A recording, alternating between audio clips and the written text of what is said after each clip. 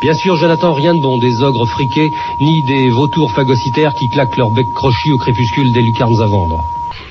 Dans les milieux artistico-intellectuels, où le souci que j'ai de nourrir ma famille me pousse encore trop souvent à sucer des joues dans des cocktails suintants de faux amours, on se heurte à ces piliers vermoulus de la culture en pot, qui, hier encore, eussent préféré crever plutôt que de regarder Guy Lux, et qui, désormais, se tiennent prêts à prendre les armes pour que survive la médiocrité. Arrêtez vos jérémiades consternants faux culs qui ne vibraient qu'à Godard et n'exultaient qu'à Lacan. Vous le savez mieux que moi, camarades zitronophobes, que la télévision, d'État ou pas, c'est déjà, et ce fut toujours, la victoire de la merde sur la beauté des choses. La télévision, d'État ou pas, c'est déjà, ce fut toujours, pour ceux qui n'aiment pas ça, l'obligation de subir à longueur d'antenne les embrassades poilues des cro-magnons footballistiques qu'on vit naguère s'éclater de rire certains soirs de Bruxelles sur le charnier de leurs supporters éventrés.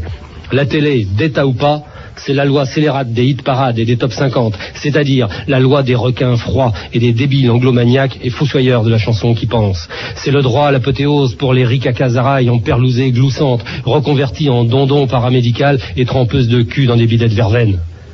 La télévision, d'État ou pas, c'est quand Lubitsch, Mozart, René Char ou Reiser ou n'importe quoi d'autre qu'on puisse soupçonner d'intelligence sont programmés à la minuit pour que la majorité béate des assujettis sociaux puisse s'émerveiller dès 20h30 en rotant son fromage du soir sur le spectacle irréel d'un hébété trentenaire figé dans un sourire définitif de hernie ventrale et offrant des automobiles clés en main à des pauvresses arthritiques sans défense et dépourvues de permis de conduire.